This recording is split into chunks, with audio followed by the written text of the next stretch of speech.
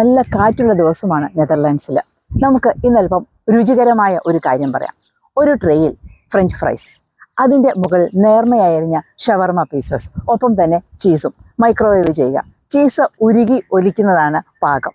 പുറത്തെടുത്ത് അല്പം iceberg lettuce, ഒപ്പം തന്നെ ഹലപ്പിനോസ്, പിന്നെ ഗാർലിക് സോസ്, ഒപ്പം ഇന്തോനേഷ്യയുടെ പ്രധാനമായ ഹോട്ട് സോസും. നെതർലാൻഡ്സിൻ്റെ സിഗ്നേച്ചർ ഡിഷായ ക്യാപ്സലോൺ തയ്യാറാണ്. എന്താണ് ക്യാപ്സലോൺ എന്ന വാക്കിൻ്റെ അർത്ഥം? ഈ ഡച്ച് വാക്കിൻ്റെ അർത്ഥം ബാർബർ എന്നാണ്. വഴിപോക്കർക്ക് എന്താ ചുറ്റമ്പലത്തിൽ കാര്യം? മുൻപ് മഞ്ജു വാര്യർ ചോദിച്ചത് ഓർമ്മ വന്നേക്കാം. കാര്യമുണ്ട്. 2003 റോട്ടർഡാമിൽ നതാനിയൽ ഗോമസ് എന്ന ബാർബറാണ് ക്യാപ്സലോൺ കണ്ടുപിടിച്ചത്. ഈ വിഭവം ഇന്റർനാഷണൽ ആവാൻ അധിക സമയം വേണ്ടി വന്നില്ല. വിവിധ സംസ്കാരങ്ങൾ സമന്വയിക്കുന്ന നെതർലാൻഡ്സിൻ്റെ ഭക്ഷണ രീതിയാണ് ക്യാപ്സലോൺ പ്രതിനിധീകരിക്കുന്നത്. ആദ്യം കഴിച്ചപ്പോൾ തന്നെ എനിക്കും ഇഷ്ടമായി. വീണ്ടും ഇത്തരം വിശേഷങ്ങളുമായി ഹോളണ്ട് ഡയറീസിലൂടെ നമുക്ക് കാണാം.